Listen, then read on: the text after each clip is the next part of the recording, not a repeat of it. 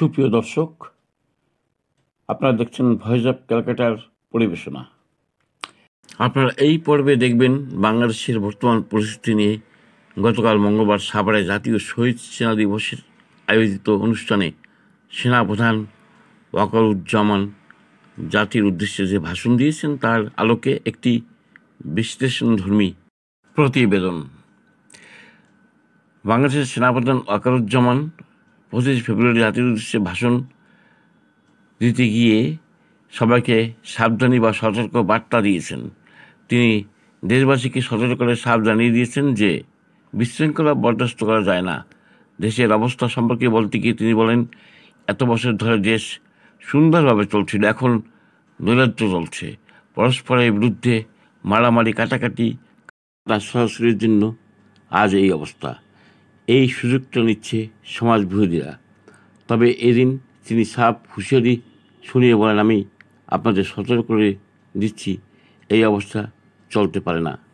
এখন সবচেয়ে বড় প্রশ্ন হচ্ছে বাংলাদেশ কবে নির্বাচন হবে। এ ব্যাপারে 3 বাহিনীকে সামনে রেখে সেনাপ্রধান ওয়াকারুজ্জামান পরিষ্কার বলেছেন, চলতি বছরের ডিসেম্বরের মধ্যেই নির্বাচন করতে হবে। এছাড়াও তিনি সুস্পষ্ট জানিয়েছেন সবাইকে নিয়েই এই নির্বাচন করতে হবে। তিনি এদিন হুঁশিয়ারির সঙ্গে আরও বলেন, আমি আপনাদের সতর্ক করে দিচ্ছি, না হয় আপনারা পরে বলবেন যে আমি আপনাদের সতর্ক করিনি। আপনারা যদি নিজেদের মধ্যে ভেদাভেদ ভুলে একসঙ্গে কাজ করতে না পারেন তাহলে বিপন্ন হবে বাংলাদেশ। 7 মাস অনেক হয়েছে, এনাফ ইজ এনাফ। মঙ্গলবার জাতীয় শহীদ সেনা দিবসে আয়োজিত অনুষ্ঠানে সেনাপ্রধান উপরোক্ত মন্তব্য করেন। তারপরই বাংলাদেশ জুড়ে শোরগোল পড়ে গিয়েছে। অনুষ্ঠানে বাংলাদেশ সেনার 3 বাহিনীর পদস্থ অফিসারদের সামনেই সেনাপ্রধান যে বিবাদমান নেতাদের দিকে সাম্প্রতিক পরিস্থিতির ব্যর্থতার দায় চাপিয়েছেন তাতে সন্দেহ নেই। সেনাপ্রধানের এই মন্তব্য দারুণ ইঙ্গিতবাহী বলেই মনে করছেন পর্যবেক্ষক মহলের একাংশ। কারণ অতীতে বাংলাদেশে সেনাবাহিনীর ক্ষমতা দখলের ইতিহাস রয়েছে। তাই এই প্রেক্ষিতে সেনাপ্রধানের মন্তব্যকে সেই রকমেরই ইঙ্গিতপূর্ণ বলেই মনে করছেন বিশেষজ্ঞ মহল। গত 5ই আগস্ট একটি বৈধ সরকারকে তথাকথিত বৈষম্য বিরোধী আন্দোলনের নামে গভীর ষড়যন্ত্র করে ক্ষমতা দখল করেছে জামায়াত, শিবির, হিজবুত তহিদিরা। তাদের ভয়ে বৈধ প্রধানমন্ত্রী শেখ হাসিনাকে সেনাপ্রধান জোরপূর্বক দেশ ত্যাগ করতে বাধ্য করেন। শেখ হাসিনা দেশ ত্যাগের পর থেকে আজ পর্যন্ত তথাকথিত বিপ্লবীরা দেশটিকে কি জঘন্য অরাজকতা চালিয়ে যাচ্ছে তা দেশবাসী তথা বিশ্ববাসী দেখছে। নতুন করে বলার কোনো অবকাশ নেই।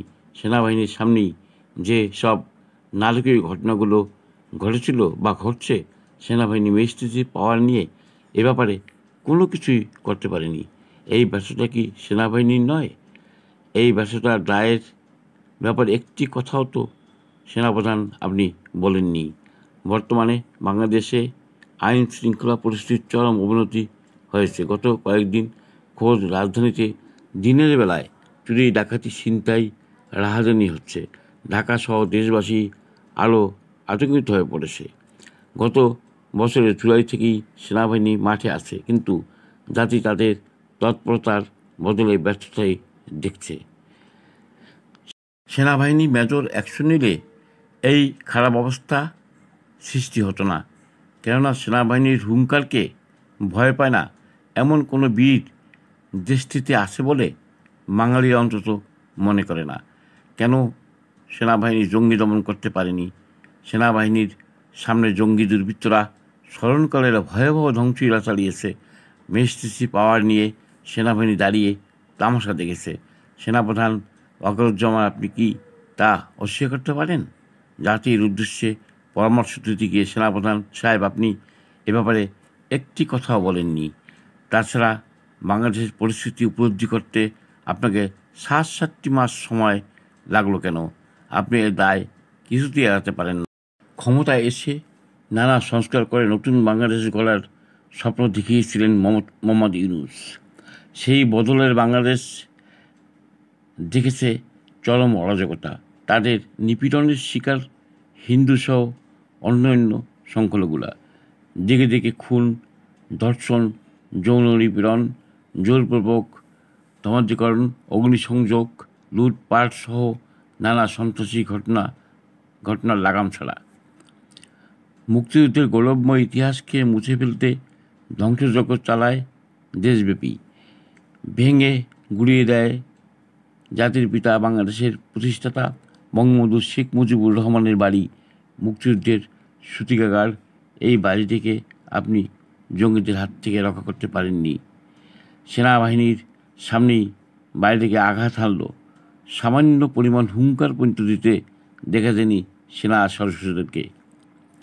আপনি ভালো করেই জানেন, ইউনূস ভোরের কাগজের এডিটর ও জাতীয় প্রেস ক্লাবের সাধারণ সম্পাদক শ্যামল দত্ত সহ অগণিত সাংবাদিককে বিনা অপরাধে জেলখানায় বন্দি করে রাখা হয়েছে।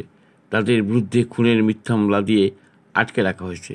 সেনাপ্রধান সাহেব, আপনি ভালো করে জানেন, ওই সমস্ত বরিষ্ঠ সাংবাদিকেরা কাউকে খুন করতে পারে না। ইউনূসের চরম প্রতিহিংসার শিকার এই সমস্ত সাংবাদিকদের ব্যাপারে আপনি একটি কথাও বলেননি। কেন ওইসব নির্দোষ সাংবাদিকদের গত 7 মাস ধরে আটকে রাখা হয়েছে?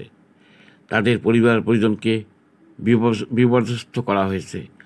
তাদের ব্যাপারে বা তাদের মুক্তির ব্যাপারে আপনি কোনো কথা বলেননি। কিন্তু কেন? আপনি তো সাধারণ জনগণের শেষ ভরসার অতন্দ্র প্রহরী। আপনি গত 8 মাসের ব্যর্থতা দায় এড়াতে পারেন না কিছুতেই। বাঙালিরা ইতিহাসকে মনে রেখেই আগামীর পথে এগোয়। এখনও সময় আছে। জনাব ওয়াকারুজ্জামান সাহেব, ভয়ঙ্কর জঙ্গি জামাত হিজবুত তাহরীর কবল থেকে দেশটিকে বাঁচান। সত্যি আজ বড় বিপন্ন বাংলাদেশের মানুষ। ভয়জব, ক্যালকাটা। আপনারা কিছু মনে করবেন না, আজকে আমি একটু পরিষ্কার করে আমি কথা বলতে চাই। আপনাদের সবার হয়তো ভালো নাও লাগতে পারে, কিন্তু বিশ্বাস করেন, আমার এটা যদি আপনারা গ্রহণ করেন, আপনারা লাভবান হবেন, কোনো ক্ষতি হবে না দেশের। আমার অন্য কোনো আকাঙ্ক্ষা নাই।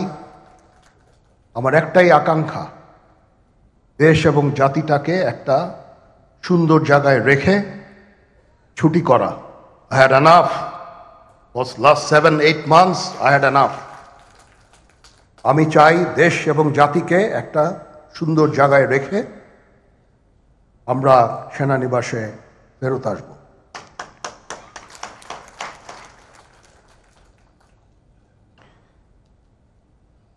আরেকটা জরুরি বিষয় যেটা আমি ভাবলাম যে আপনাদের সাথে আমি শেয়ার করি। দেশের এই আইন শৃঙ্খলা পরিস্থিতি খারাপের পিছনে কিছু কারণ আছে। প্রথম কারণটা হচ্ছে যে আমরা নিজেরা হানাহানির মধ্যে ব্যস্ত, একজন আরেকজনের বিরুদ্ধে বিষোদ্গারে ব্যস্ত। এটা একটা চমৎকার সুযোগ অপরাধীদের জন্য। যেহেতু আমরা একটা অরাজক পরিস্থিতির মধ্যে বিরাজ করছি, তারা খুব ভালোভাবেই জানে যে এই সময়ে যদি এই সমস্ত অপরাধ করা যায় তাহলে এখান থেকে পরিত্রাণ পাওয়া সম্ভব। সেই কারণে এই অপরাধগুলো হচ্ছে। আমরা যদি সংগঠিত থাকি, একত্রিত থাকি, তাহলে অবশ্যই এটা সম্মিলিতভাবে মোকাবেলা করা সম্ভব হবে। Police, RAB, BGB, TGFI, NSI এগুলো দেশের জন্য অত্যন্ত গুরুত্বপূর্ণ কাজ করেছে অতীতে। খারাপ কাজের সাথে অসংখ্য ভালো কাজ করেছে। আজকে যে দেশের স্থিতিশীলতা, দেশটাকে যে এত বছর স্থিতিশীল রাখা হয়েছে, এটার কারণ হচ্ছে এই সশস্ত্র বাহিনীর বহু সেনা সদস্য, সিভিলিয়ান সবাই মিলে এই অর্গানাইজেশনগুলোকে, অসামরিক, সামরিক সবাই মিলে এই অর্গানাইজেশনগুলোকে এফেক্টিভ রেখেছে। সেই জন্য আজকে সুন্দর, এতদিন ধরে আমরা একটা সুন্দর পরিবেশ পেয়েছি। এর মধ্যে যারা কাজ করেছে, যদি অপরাধ করে থাকে সেটার শাস্তি হবে, অবশ্যই শাস্তি হতে হবে। না হলে এই জিনিস আবার ঘটবে। আমরা সেটাকে বন্ধ করতে চাই চিরতরে, কিন্তু তার আগে মনে রাখতে হবে আমরা এমনভাবে কাজটা করব এই সমস্ত অর্গানাইজেশনগুলো যেন আন্ডারমাইন না হয়। আজকে পুলিশ সদস্য কাজ করছে না, এটা বিশাল বড় কারণ হচ্ছে অনেকের বিরুদ্ধে মামলা, অনেকে জেলে।